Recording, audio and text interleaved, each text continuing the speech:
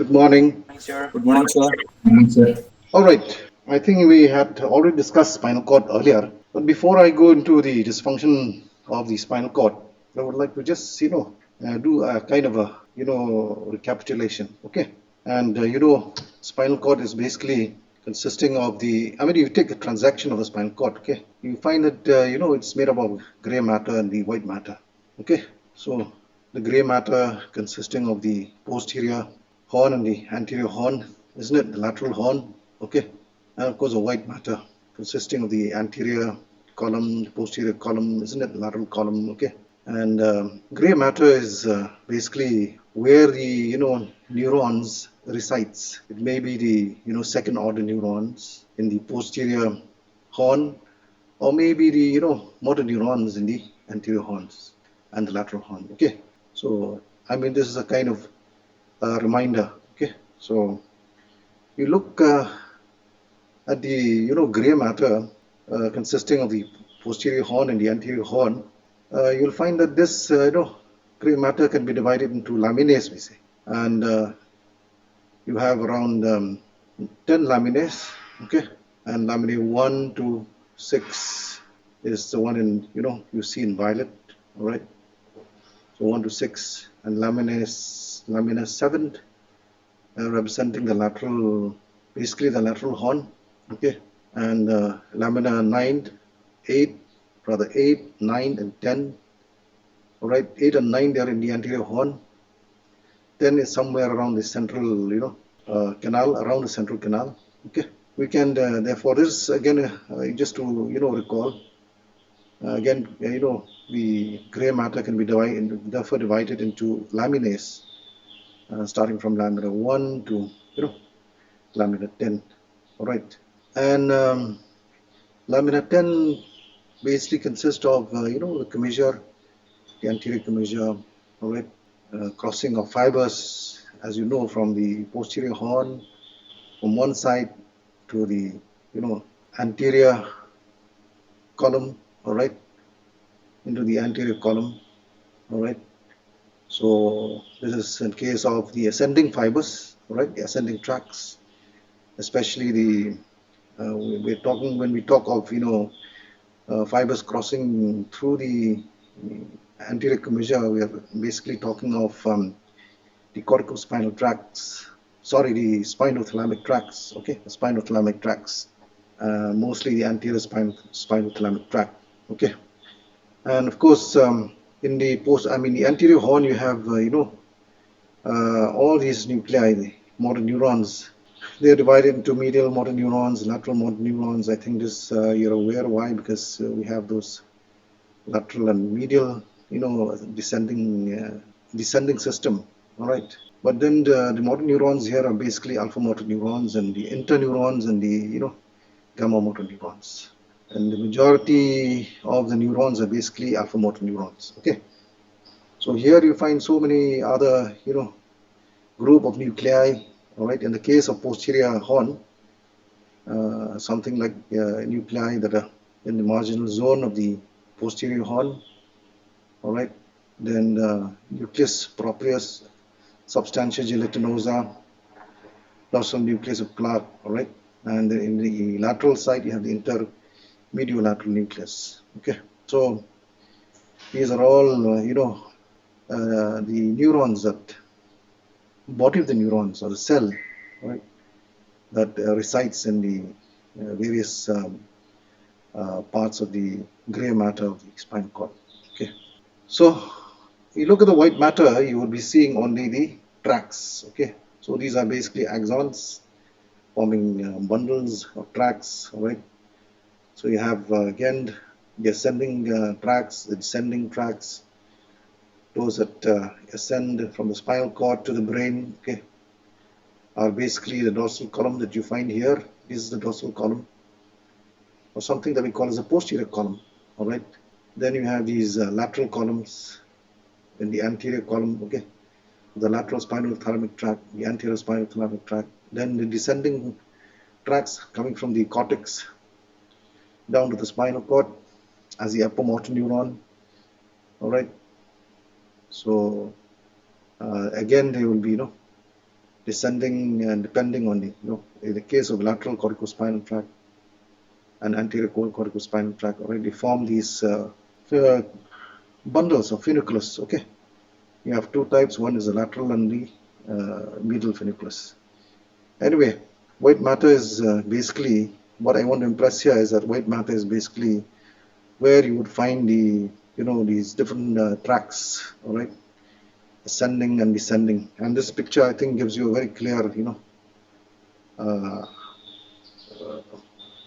idea of types of tracks that ascend and descend. So these are ascending tracks, all right, and these are the positions of the different tracks, and these are the descending tracks. Again, the different positions of the descending tracks. Okay, so descending tracks are all that are colored in red. Ascending tracks are all that are colored in blue, consisting of this major tract, the dorsal column, all right, spinocerebellar. This is spinocerebellar tract, both dorsal and ventral. This is the lateral. This is the anterior. So this is the lateral spinothalamic tract. This is the anterior spinothalamic tract. Okay.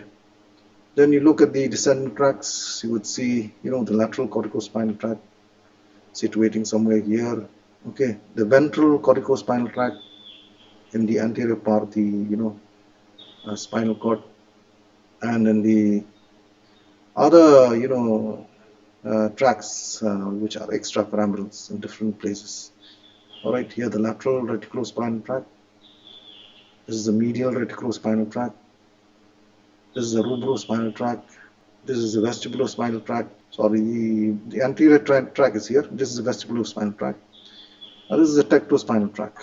Okay, so I think this gives you a fair idea, of the spinal cord before we, what is there in the spinal cord, so as to say, before we, embark on the understanding the dysfunction of the spinal cord. Now, what are the causes of spinal cord dysfunction? So these can be, the causes. Direct injury as a result of accident, or any form of accident. It can be road traffic accident, it can be bullet injury, it can be any form of, blunt injury caused on the spinal cord to, result in the spinal dysfunction. Or it can be a compression, some kind of growth, some kind of space occupying lesion, some kind of, hematoma. All right. So all these resulting in compression of the spinal cord would also result in dysfunction of the spinal cord. Then ischemia that may be secondary to compression, or maybe other causes also. All right. So even ischemia would result in the spinal cord dysfunction. So you have, therefore, you have a number of, these are some of the major causes, but then maybe there are other causes as well. Okay. So as far as we are concerned within our scope, we can think of these, causes as the causes for spinal cord dysfunction. Okay. Now, dysfunction can result in a number of, transection of the spinal cord. It can be complete transection of the spinal cord. For example, in road traffic accident, it can happen. Okay. Incomplete transection, it may be a growth on one side, compressing only one side of the, or it may be injury itself, bullet that is, piercing one side of the spinal cord. And then we have other things like hemisection, okay, as in case of, injury of one section of the spinal cord, all right.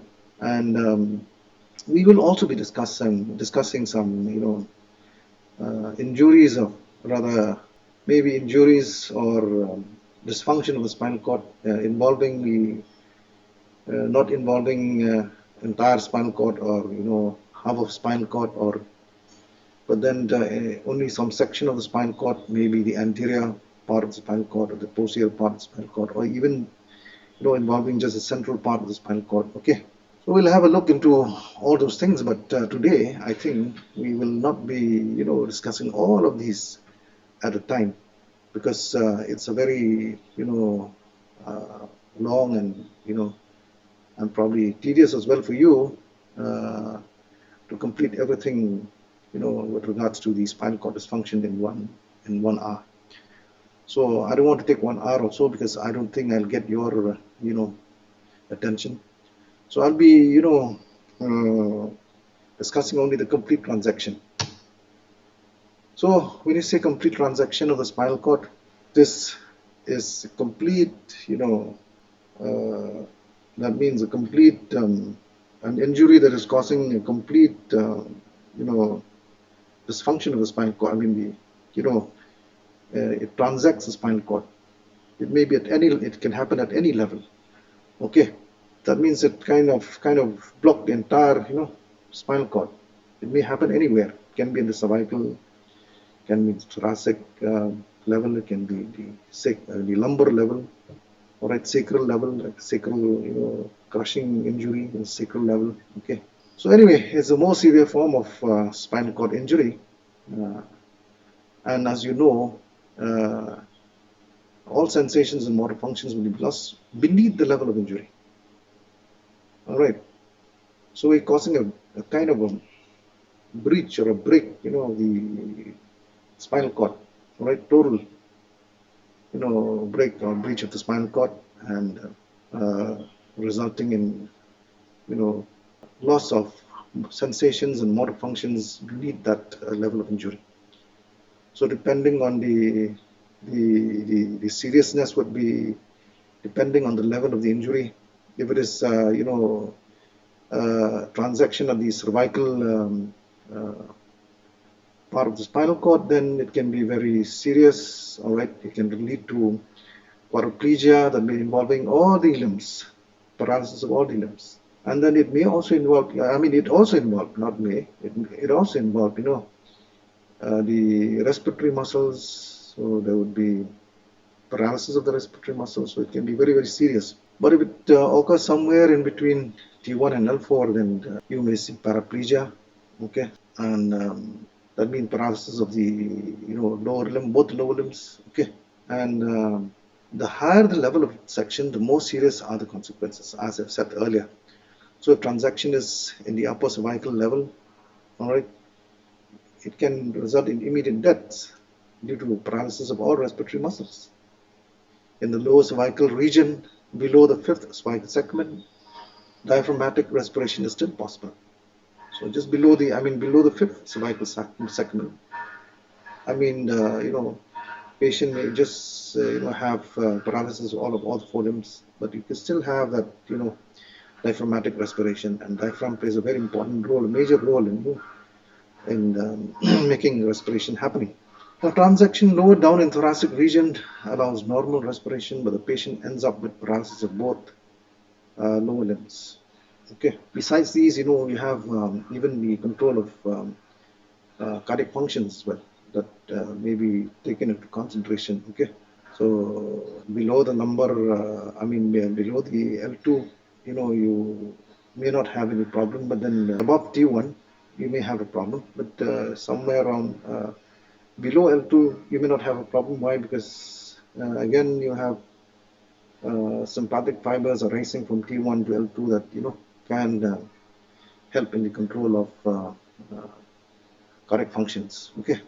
So anyway, transection lower down in the thoracic region allows normal respiration, but the patient ends up with paraplegia, paralysis of both lower limbs. Okay. So anyway, complete spinal cord injury is actually, you would see, signs and symptoms and stages. All right. So the features are divided in stages. Features of complete spinal cord injury.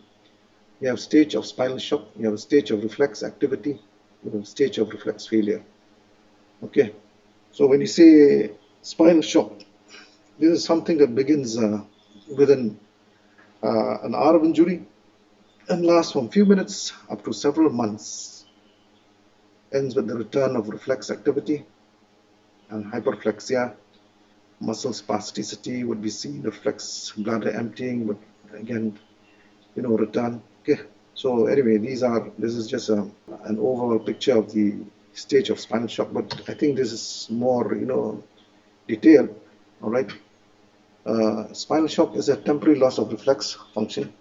So basically, areflexia is what you will see So when you say spinal shock, that means the spine is in shock. When the spine is in shock, that means, uh, functions like the reflex function which operates at the spinal level, these would be lost. Okay, so that's why it's called spinal shock.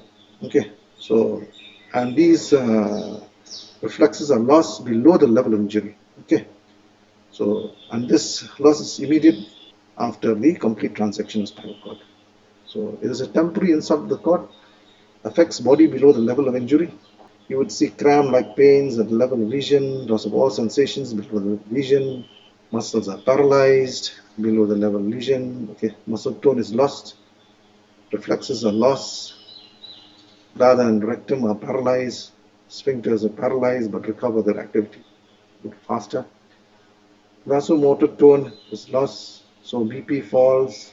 All right, it would affect, fall of BP is, because heart rate also will be falling, therefore cardiac output will be falling. And then another thing that, probably leads to, not only just because of vasomotor, per se, vasomotor tone alone, but then, the outcome of the loss of vasomotor tone, all right, something like, yes, something like, not only just the vasomotor tone, even the tone of the muscle, all right, would affect the venous return. Let's say affect venous return. Venous return is, you know controlled by a number of factors, and one major factor is the contraction of the skeletal muscle.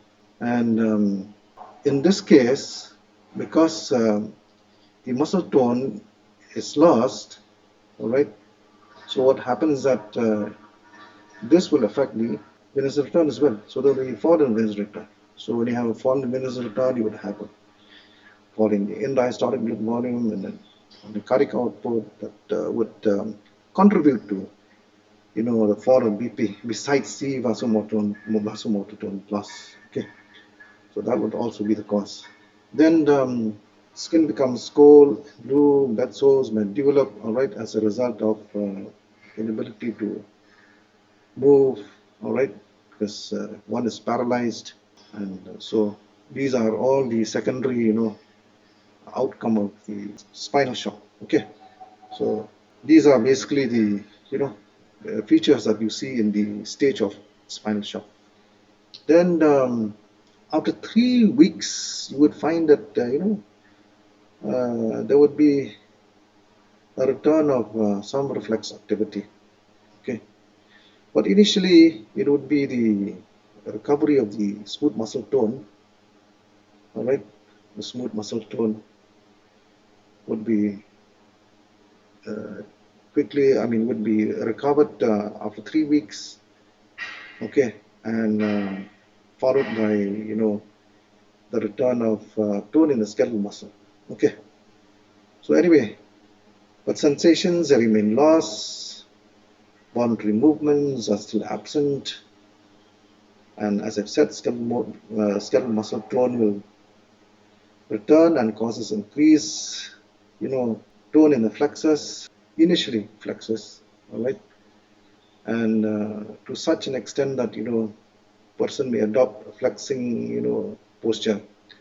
Okay, and you would also later you would see that, after the flexor has returned, the tone of flexor muscle have returned, then that will be followed by the, a return of tone in the extensor muscle as well. All right, then reflexes appear, and Babinski reflex becomes positive. Okay, the flexor, because the flexor muscles of, tone has returned.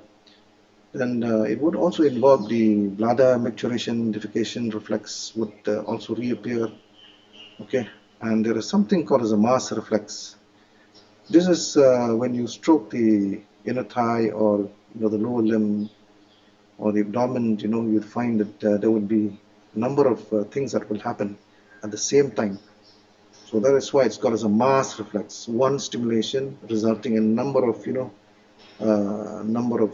occurrences. Okay. So in this case, stroking of the inner thigh, or say the lower limb or the abdominal wall, would result in flexor spasm. That means contraction of the flexor muscles, all right, and contraction of the abdominal muscles, and even evacuation of the bladder. Okay, so all these together, they are known as the mass reflex.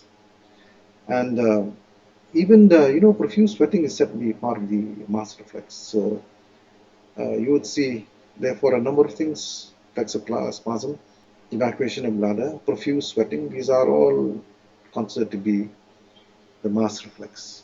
Then, because tone increases in the smooth muscle, so you'll find that tone in the smooth muscle in the vessel wall also starts to appear and reappear, and then BP is again regulated, and there would be increased vascular resistance, resulting in increased blood pressure. Okay, so these are the number of features that you would see in the stage of reflex activity. So as a name suggests, so you see that all these reflexes reappears at this point of time. So 3 weeks to 3 months, everything start to, all these reflexes start to, reappear. Okay, so that is why it's called as a stage of reflex activity. Then we come to the last stage, which is the stage of reflex failure. Okay, so the main features are that after a period of time, it looks like when we were at the stage of reflex activity, it looks like everything would be corrected, and person would go into a normal state. But then complete transection is not complete with the reflex failure. Okay, so you come to another stage, which is a stage of reflex failure, and here you'll find that reflexes become difficult to be elicited. So it's difficult to elicit the reflexes. Okay, and there would be an increased threshold for stimulus for the elicitation of reflexes, and even the loss of mass reflex. The mass reflex, where you stroke the thigh, you stroke the abdominal wall, all right, would result into flexor spasm, all right, evacuation of bladder, profuse sweating. That would not be seen anymore. Then the flaccid muscles undergo wasting, all right. The flaccid muscles undergo wasting. The one thing you must remember is that paralysis that you see here is in the stage of spinal shock, where you see the loss of tone, not result in a type of paralysis that we call as a flaccid paralysis. Okay. Now, these muscles undergo wasting, all right, and of course, wasting is because of paralysis and disuse, and other things also can be seen in this stage of reflex failure, something like hypercalcemia, so chemical conditions, like hypercalcemia, hypercalciuria, right, leading to formation of renal stones, and then can result in septicemia, uremia. Also can be some of the features that you see in stage of reflex failure. So complete spinal cord injury, all right, will result in a number of features. Major features. One is spinal shock, to reflex activity, and third is the reflex failure. And these are divided into different stages according to the occurrence of all these features with time. Spinal shock is something that occurs immediately. Reflex activity occurs, after 3 weeks. 3 weeks after the spinal cord injury, to 3 months. 3 weeks to 3 months. All right. And the stage of reflex failure is something that happens after that. Okay. So with time, we don't see an improvement. Rather, we see just the opposite of that. Okay. So this is one of the spinal cord dysfunction. Another spinal cord dysfunction would be an incomplete spinal cord injury. There, in incomplete spinal cord injury, the stage of spinal shock is the same.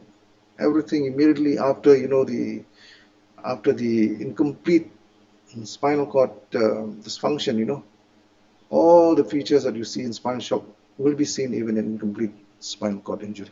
Okay. The only, the features that would be different would be features in the stage of reflex activity. Even features in the stage of reflex failure would be the same.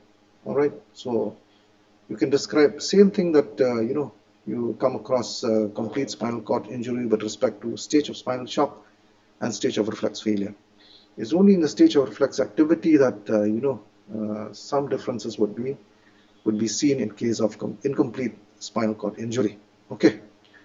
So what are the differences? We have seen that in the stage of reflex activity, you find that it is the flexors that, the tone of the flexors that initially, return.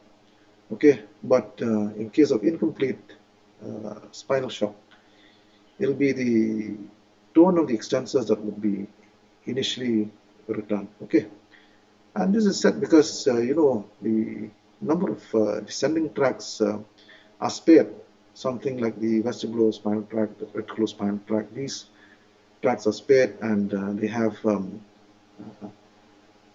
role to play in exciting the extensor motor neurons. Okay, so and that result in the sparing of tone in the extensor muscle, and the resulting in the early return of tone in the extensor muscle. Okay, so this is one thing, and second thing is that it is said that in the case of in case of incomplete spinal cord injury, in the stage of reflex activity, you would see the elicitation of what we call as a clasp knife, clasp knife rigidity, okay, or something called as a Philipson, if I'm not mistaken, Philipson sign or something. Okay, so clasp knife, I've already discussed with you. I think it relates to in this case, if you try to fold the elbow, or rather flex the elbow, all right, flex the elbow. That means you're flexing the arm, all right, or the forearm. Initially, it would be difficult because it is said that the tricep is, contracting as a result of what we call as a stretch reflex. Okay, so it's offering some resistance, but then with applying a little bit of force, it would result to the giving way of the resistance would be released, and then there would be flexion, something like a clasp knife, rigidity. Okay, so this is something that would be also seen in case of stage of reflex activity. And another thing is that mass reflexes will not be seen in case of stage of reflex activity. It cannot be elicited. All right, mass reflex.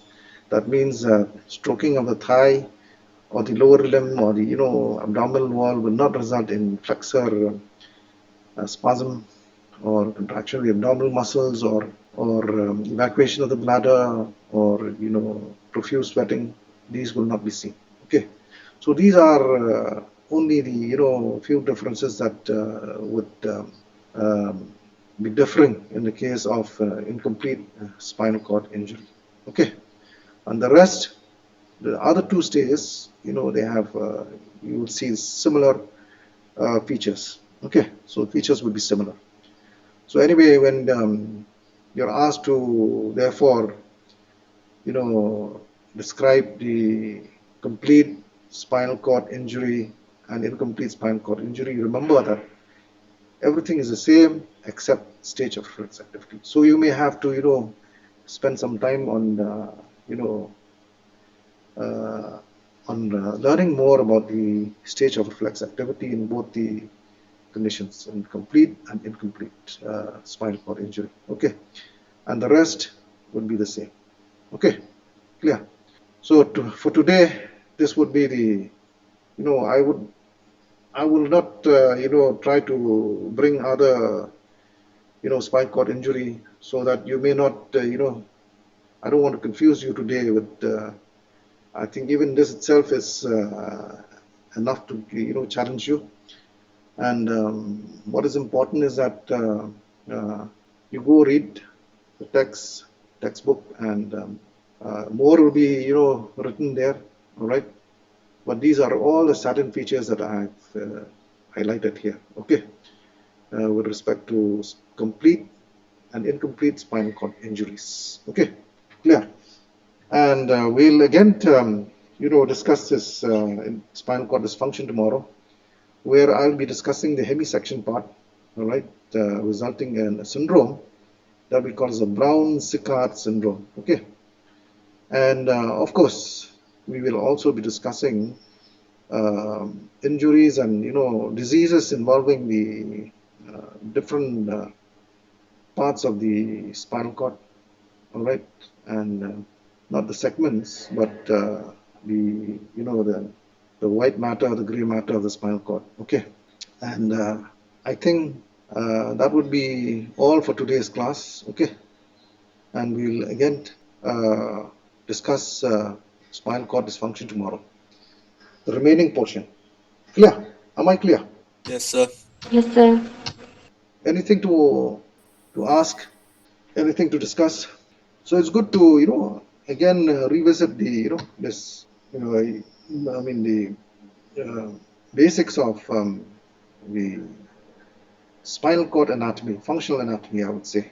Okay, and it is important for you to remember all these. All right, the gray matter, what is there in gray matter, what is there in white matter. Okay, and then only you will understand. All right, especially when you go into hemisection, you will understand the involvement of some portion or a disease, not only the hemisection, but even disease, conditions of the spinal cord involving different parts of the, spinal cord. Some would be involving only the anterior portion, some would be involving the posterior portion, some would be involving only the central, portion of the spinal cord. All right, so when when such things happen, what would be the features? All right, so having this knowledge, the basics of the spinal cord would guide you into understanding why you see those features. Okay, all right.